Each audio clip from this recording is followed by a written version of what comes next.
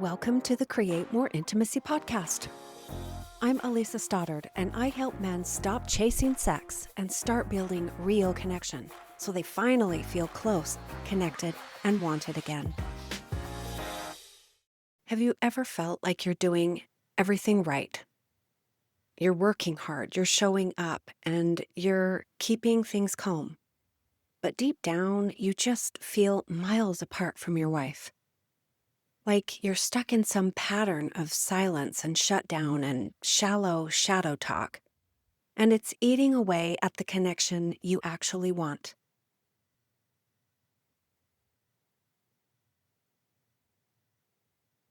Let me ask you something. Have you ever avoided a hard conversation with your wife because you were worried that it wouldn't go well? You weren't trying to be disrespectful, you just didn't want to start another fight, or get shut down, or make things worse. So you stay quiet. And you tell yourself it's not the right time or that it's not a big deal. But inside, you feel more alone, more disconnected, and if you're honest, a little bit resentful. I get that. I see this all the time.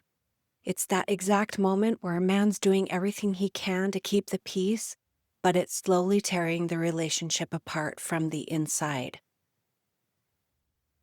One of my clients wasn't really a big talker, and he told me that he avoided bringing things up with his wife, not because he didn't have thoughts or feelings, but because he felt like he had to have it all figured out first.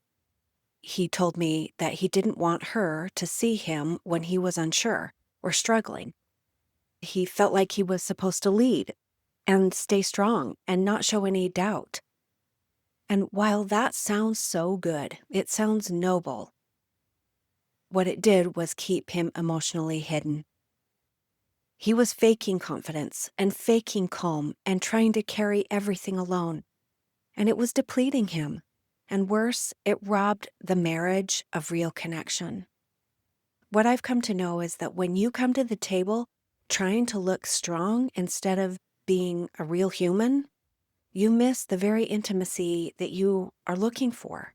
What ended up happening for this client is that he stopped trying and he just kept more and more to himself. Again, not because he didn't care, but because caring too loudly seemed to cost him. But here's what this client didn't see at first. That silence, it became the standard. Not officially, not intentionally, but emotionally. That silence sent a message, one that says, we don't talk about hard things here. And once that becomes the emotional tone of the relationship, trust starts to erode quietly. Maybe this sounds familiar to you because you don't share your feelings and you believe that you have to carry everything on your own. And you think leading means holding it all together and looking unshakable.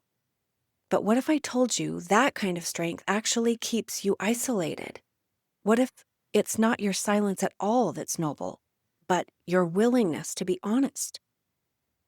When you let your guard down just a little bit, you invite connection.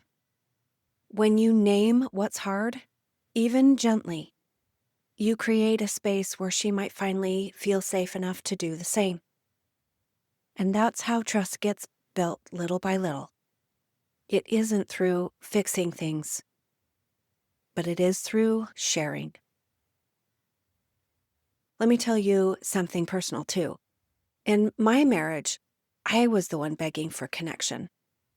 I wanted insight and honesty and something real to hold on to. But most of the time, I got short answers or jokes or non-answers. And over time, I started feeling like I wasn't worth opening up to. And I'd ask questions and get surface level replies, and that just gets old. I used to pantomime pulling a rope just to make the point, like, come on, give me something, talk to me. But eventually, I just stopped. Especially when things got hard, I'd shut down too. I stopped sharing what I was feeling, and I just handled everything. Like life and home and family by myself. And let me tell you, that was an incredibly lonely period of time.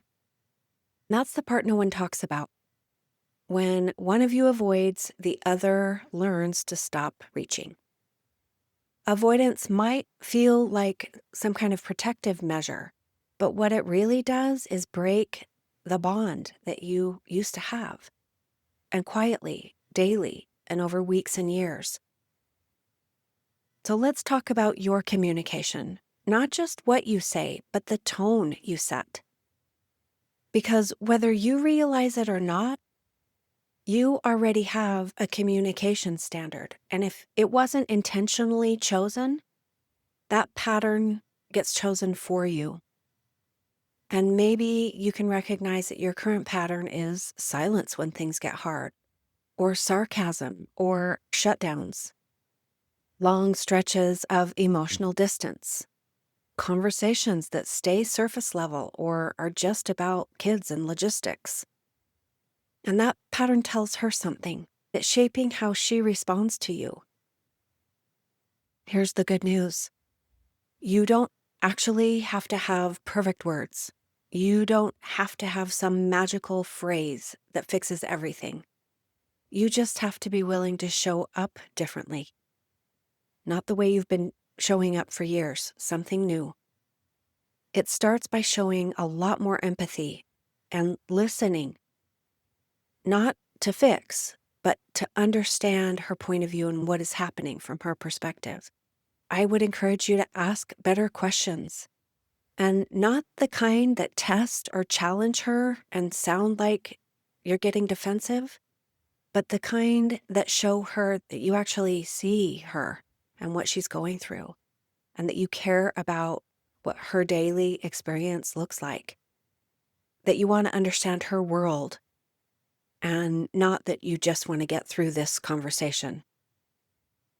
And that really requires that you learn how to get curious, and that when she shares something hard, that you have a way to reflect it back to her, letting her know that you heard her. I'm not just talking about parroting her words back. Make it sound like you. Make it sound like you understand what she's going through, and not with solutions, just that you heard her. It's really important that you avoid that trap of getting defensive.